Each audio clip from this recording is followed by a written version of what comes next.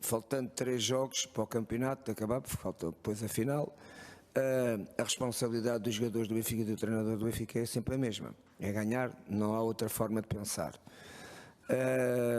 Sabendo que vamos jogar com um adversário que ainda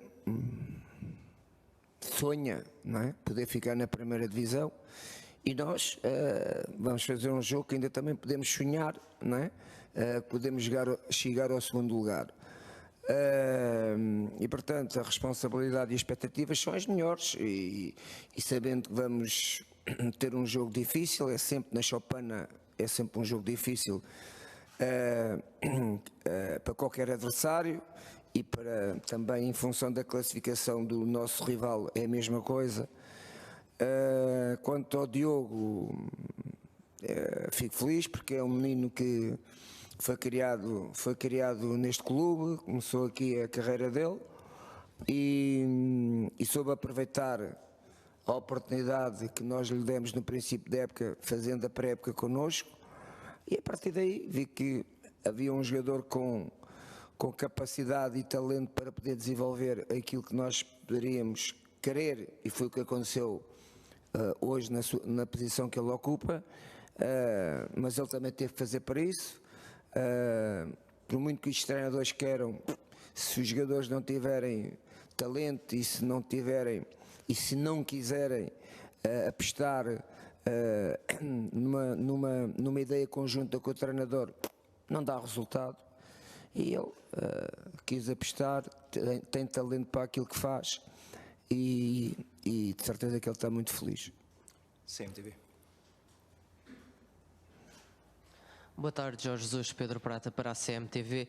Referiu há pouco que é um sonho chegar ao segundo lugar, mas eu pergunto-lhe se tem mesmo a convicção que essa é uma possibilidade realista numa altura em que faltam apenas 3 jogos. Sim. E está a 4 pontos. Sim, por isso é que eu digo que é um sonho. Essa possibilidade realista eu tinha muito mais se dependesse de mim. Como não depende de mim, é um sonho, ou seja, eu sonho que, por muito que eu ganhe, eu, Benfica, os outros têm que ganhar ao nosso rival, e portanto é nessa perspectiva que eu digo que é um sonho, porque se estivesse dependente de nós, ou seja, 3 pontos, não é? Com o jogo que a gente efetuou neste momento, a gente podia estar numa possibilidade muito melhor, já não falava da mesma maneira. Portanto, quando se está dependente de outros, tu podes sonhar que pode acontecer, mas não és tu que não é a tua equipa que vai estar dependente desse teu sonho. O teu sonho só passa pelos outros. Por isso.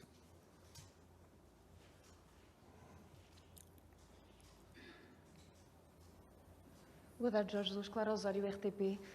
Falava nesse sonho, nessa possibilidade, mas a 3 jornadas do fim, o facto do Benfica, o investimento que fez nesta época, estar a lutar pelo segundo lugar, ou seja, pelo acesso direto à Liga dos Campeões, e ter apenas a possibilidade de vencer a Taça de Portugal, considera que é uma época falhada? Bom, já respondi várias vezes sobre isso. Já que estamos a falar em sonhos, se me perguntassem no princípio da época se o meu sonho, em termos de projeto para o Benfica, era isto, nem nos meus sonhos ele existia, não é?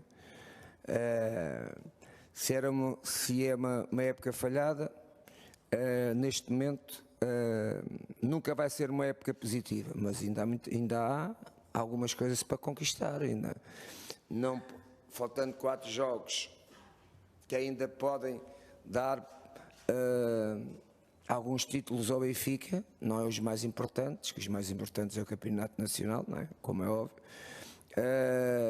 sabendo que há outros rivais que não vão ganhar nada, não é?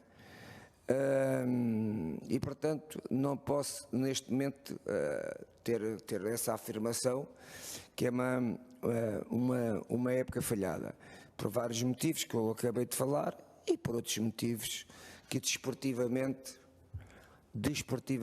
já falei sobre isto, não é? As culpas, entre aspas, dos meus jogadores e de toda a estrutura do Benfica, é muito reduzida para aquilo que possa acontecer no final da época. Boa tarde, Daniela para a Sport TV. Pergunto-lhe em relação ao Rafa, ele saiu tocado no último jogo, se está em condições de ir a jogo e, por outro lado, Gonçalo Ramos não foi aposta na equipa B, se está a pensar lançá-lo neste encontro. Bom, o Rafa já vinha há alguns jogos, pelo menos há 3 jogos para trás, como é óbvio, a dar sinais de um problema que ele tinha no pé, que tirou-lhe alguma capacidade de rendimento dentro daquilo que ele vinha a fazer, porque o Rafa foi sempre um jogador com patamar alto da qualidade do jogo dele, e nestes jogos vinha, como eu disse, baixando um pouco o seu rendimento, que chegou ao momento de ter que parar e de que não vai para a Madeira, como não recuperou. Quanto às outras possibilidades de jogadores que não jogaram durante este campeonato, não foram tantas vezes titulares, essa possibilidade é a mesma, porque estes 3 jogos para mim não faz mudar as minhas ideias em função do que eram os objetivos do Benfica e do que daqueles continuam a ser neste momento os objetivos do Benfica. Ricardo.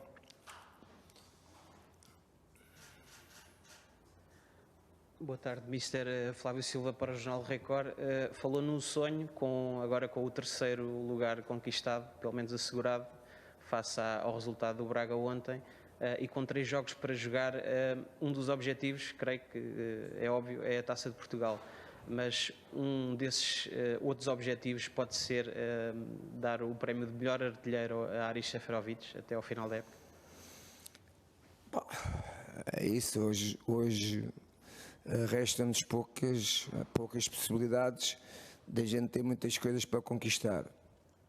E você já disse 2 e bem, e isso é uma ideia que eu como treinador tenho, o grupo tem, de poder ter essa possibilidade, e o CEF está numa posição privilegiada para estar dependente dele, cá está dependente dele para poder ser o artilheiro deste campeonato, não jogando tantos jogos a titular como normalmente um ponta de lança quando é o artilheiro o faz, mas tem sido um jogador muito importante para a equipa, e tenho a certeza que o grupo vai o ajudar, e todas as situações que possamos privilegiar que ele possa fazer golo, como por exemplo grandes penalidades, vai ser uma decisão no momento, a gente vai ver qual é melhor. Mas já que eu estou a falar, eu aqui equivoquei-me, desculpa lá, a grandes penalidades ele nunca vai ter, porque o Benfica não tem grandes penalidades. Aqui equivoquei-me, não vai ter. Boa tarde, Mr. Bruno Henrique para o Jornal da Bola.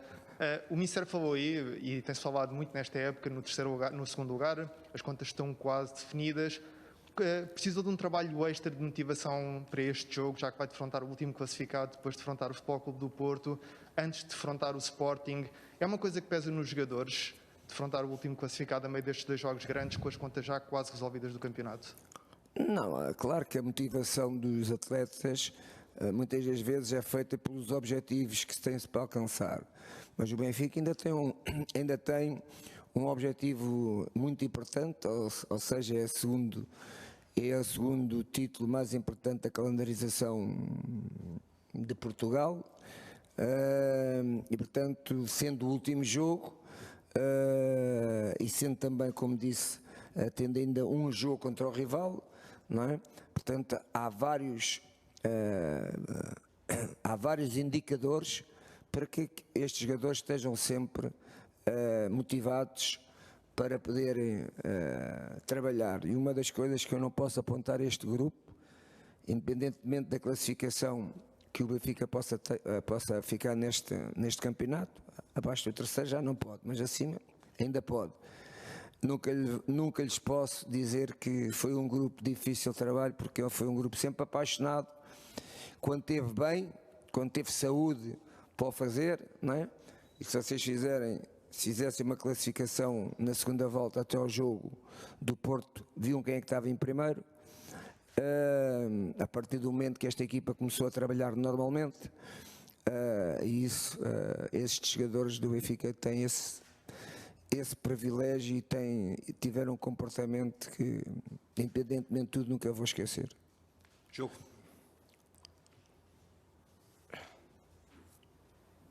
Boa tarde, Jorge Jesus, Marco Gonçalves do jornal O Jogo.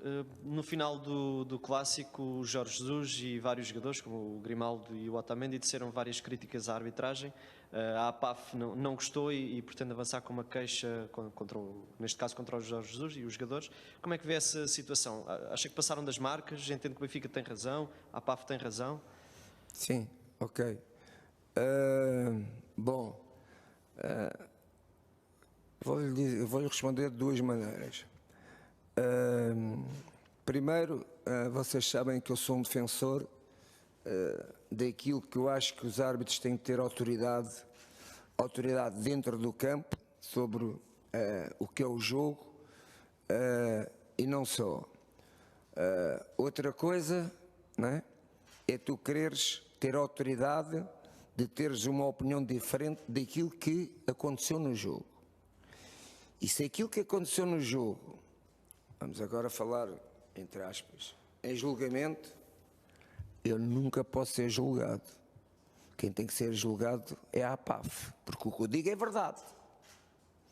E, portanto, como aquilo que eu digo é verdade, acho que eu não vou ter,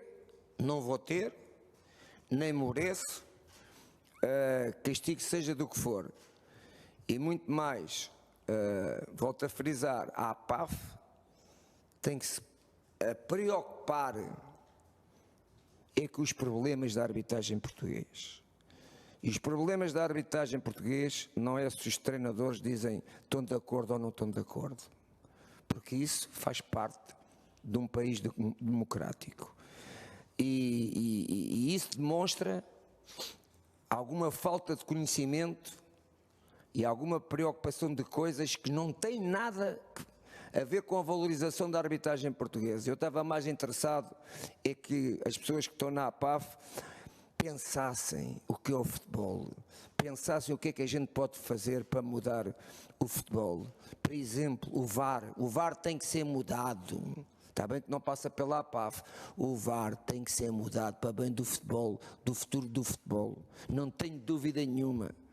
E se quiserem saber, eu tenho ideias para que esse mesmo VAR continue a ajudar o futebol, mas tem que ser mudado.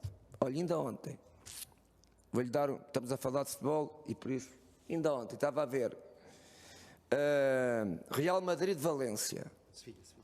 Sevilha, desculpa.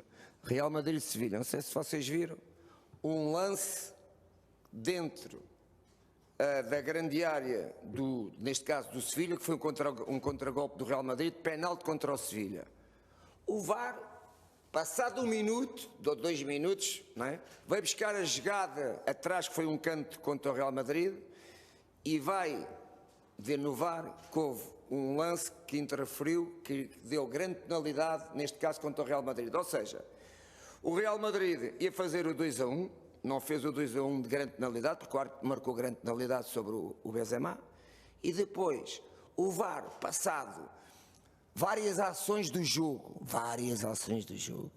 onde os adversários tiveram mais tempo para anular aquela jogada, vai buscar uma jogada, supostamente, vamos pôr supostamente porque eu fiquei na dúvida, mas mesmo que não houvesse dúvida, grande penalidade contra o Real Madrid, e o Real Madrid, em vez de estar a ganhar 2-1, em vez de ter feito uma grande penalidade, leva uma grande penalidade e sofre 2-1. Isto é para mostrar o quê? Uma coisa prática que o VAR tem que mudar. Isto não é compatível para o futebol.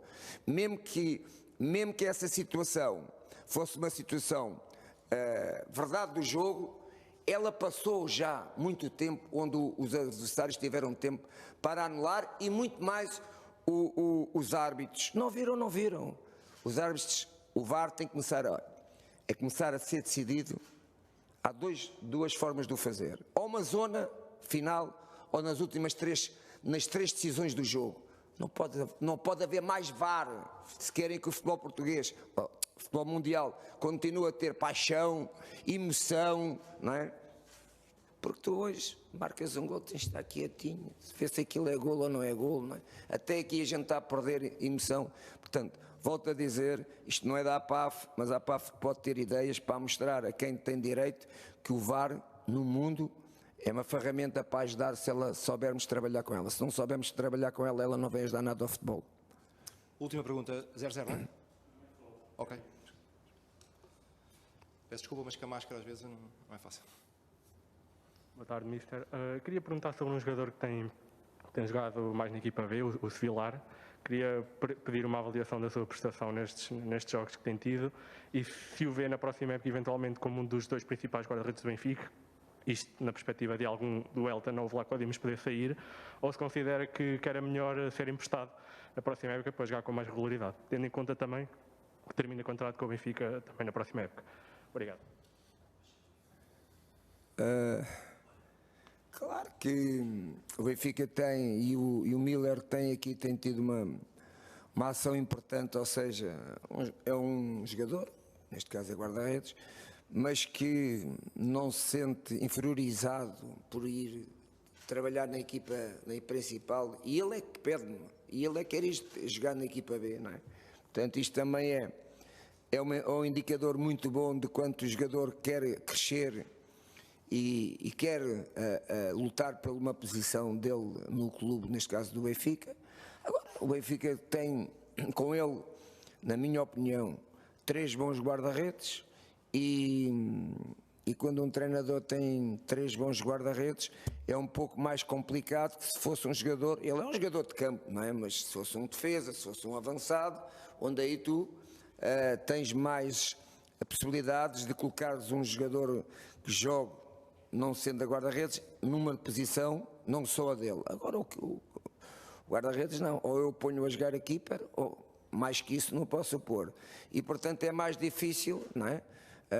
Os guarda-redes terem a possibilidade de competir com mais facilidade, como outro jogador qualquer de outra posição. E para responder diretamente, tens 3 grandes guarda-redes. É? Já tive um treinador que dizia assim aos guarda-redes, naquele caso era jogador: tu és o melhor guarda-redes da Europa, mas ele é o melhor do mundo. E não era guarda-redes, mas óbvio o que é que ele dizia. Os 2 guarda-redes: tu és o melhor da Europa, mas ele está a jogar, sabes porquê? Porque ele é o melhor do mundo. É para dar mais ou menos aquilo que você me está a perguntar. Tá?